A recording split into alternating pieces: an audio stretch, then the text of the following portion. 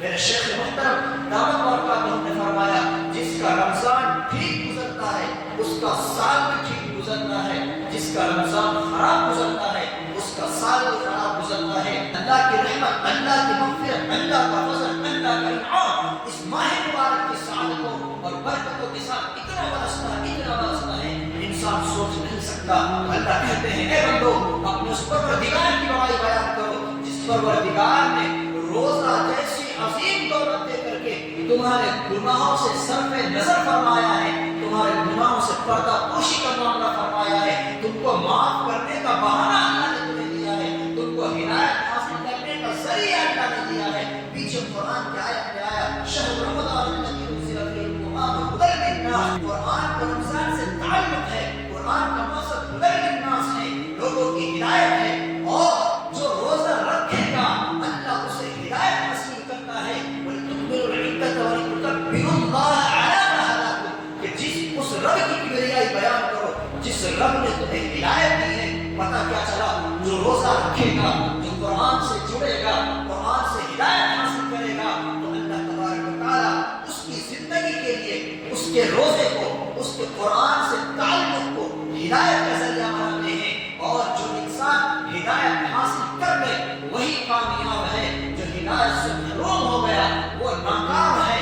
اس لیے معلوم یہ ہوا جس کا روزہ ہوگا، جس کا روزہ شریعت کے حکم کے مطابق ہوگا، اللہ اسے ہدایت نصیب کرتے ہیں۔ ہدایت کس کو کہتے ہیں؟ ہم ہر نماز میں اللہ سے دعا کرتے ہیں اہدنا الصراط المستقیم، اے اللہ ہمیں صحیح راستے کی ہدایت نصیب فرما۔ ایک بہت بڑے مفسر نے اس کے پیچھے کی حکمت بیان کی ہے، اہدنا الصراط المستقیم۔ دن بھر میں 5 نمازیں اللہ نے فرض کی ہیں، 5 نمازوں کو وقفہ 2 گھنٹے، 4 گھنٹے، 6 گھنٹے، 1 گھنٹہ، 1.5 گھنٹے کے وقفے سے یہ نمازیں اللہ نے فرض کی ہیں۔ کیوں کی ہیں؟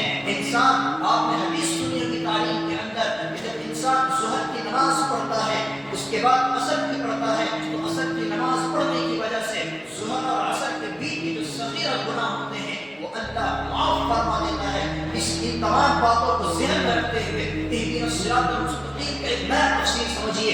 اللہ فرماتے ہیں اے بندو آؤ اپنے رب کے دربار میں، ظہر سے عصر تک تم بہت سارے تمہیں فیصلے لینے ہیں، تمہیں کاروبار کرنا ہے، تجارت کرنی ہے، فجر کی نماز کے بعد تمہیں اپنا شوق کھولنا ہے، تمہیں تجارت کے خرچ سے کہیں سفر کرنا ہے، تمہیں اپنے کمپنی اور اپنے پروڈکٹ کو بڑھانے کے لیے، اپنے تجارت کو بڑھانے کے لیے کئی فیصلے لینے ہیں۔ ان تمام فیصلوں میں اگر رب کی ہدایت ساتھ نہیں ہوگی، رب کی رہبری ساتھ نہیں ہوگی، تم غلطی کر جاؤ گے، تمہارا لاکھوں کا نقصان ہو سکتا ہے، تمہارا ہزاروں کا نقصان ہو سکتا ہے، تمہاری محنت بیکار ہو سکتی ہے۔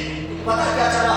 ہر نماز میں اللہ کے سامنے ہم جب رب کے سامنے عاجزی کے ساتھ اہدنا الصراط المستقیم کی صدا لگاتے ہیں، یا اللہ اے میرے پروردگار مجھے صحیح راستے کی رہبری عطا فرما، تو وہ صرف نماز کے لیے نہیں ہوتا، وہ صرف روزے کے لیے نہیں ہوتا، وہ صرف ہمارے دینی امور کے لیے نہیں ہوتا، بلکہ ان تمام دنیاوی امور کے لیے بھی رب کی ہدایت کا طلب ہوتا ہے، جس میں رب کی ہدایت ضروری ہے۔ اور انسان ایک پتا بھی نہیں ہلا سکتا اگر اللہ کی مرضی، اللہ کی رحمت، اللہ کی مدد ساتھ نہ ہو۔ اسی اللہ کی مدد کو پانے کے لیے اللہ نے نماز جیسی نعمتیں دی ہیں، تاکہ ہر نماز میں انسان اپنے رب کے سامنے اپنے آپ کو پیش کر کے نماز کے بعد کے تمام امور کے لیے ہدایت کی درخواست کرے، اور جس کی نماز ہوگی اللہ اسے ہدایت دیتا ہے، اور جس کا روزہ ہوگا اللہ اسے ہدایت دیتا ہے۔ پتہ کیا چلا؟ ان تمام باتوں کا مقصد قرآن کو اللہ نے ہدایت کا ذریعہ بنایا،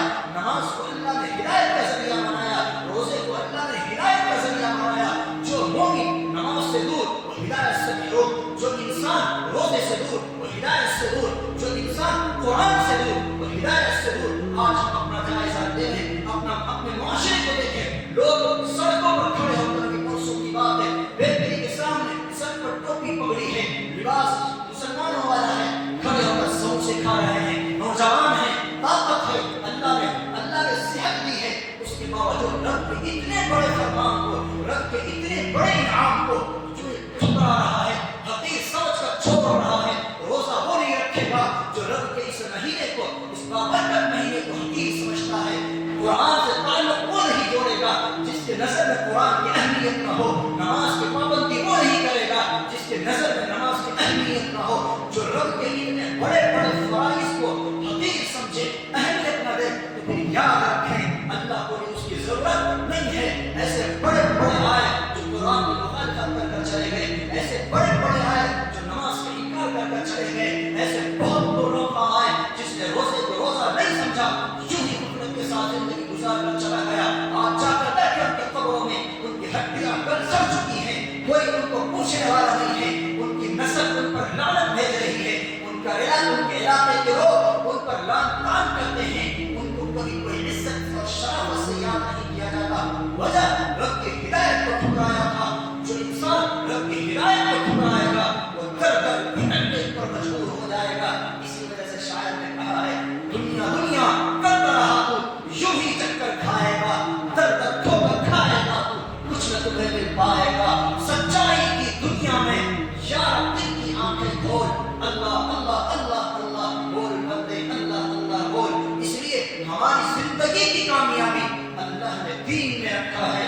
رب نے فرمایا رمضان آیا ہے روزہ رکھو, رب نے فرمایا نماز کا اہتمام کرو, رب نے فرمایا اس قرآن کو اپنے لیے سسٹم آف لا سمجھو, زندگی کا قانون سمجھو.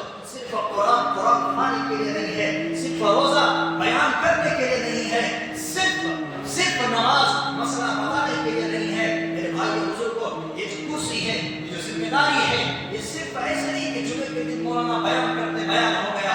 کتنے بیانات سنتے ہیں آپ, کتنے جلسے جلوس میں جاتے ہیں, کتنے اجتماعات میں آپ کی شرکت ہوتی ہے, لیکن فائدہ کیا نکلا, نتیجہ کیا نکلا؟ اپنے آپ کو بدلنے کا جذبہ کیوں نہیں آیا, اپنے اندر جھانکنے کی فکر کیوں پیدا نہیں ہوئی؟ جس انسان کو اپنی ذات کی فکر آج بھی نہیں ہے وہ انسان دھوکے میں ہے, چاہے وہ کتنے ہی بڑا ذمہ دار کیوں نہ ہو, چاہے وہ مسجد کا ذمہ دار ہو, چاہے وہ مدرسے کا ذمہ دار ہو, چاہے وہ تبلیغی جماعت کا امیر کیوں نہ ہو. اگر اس کو اپنی ذات کی فکر نہیں ہے, اپنی اصلاح سے تعلق نہیں ہے, تو پھر یاد رکھیے گا وہ انسان دھوکے میں ہے.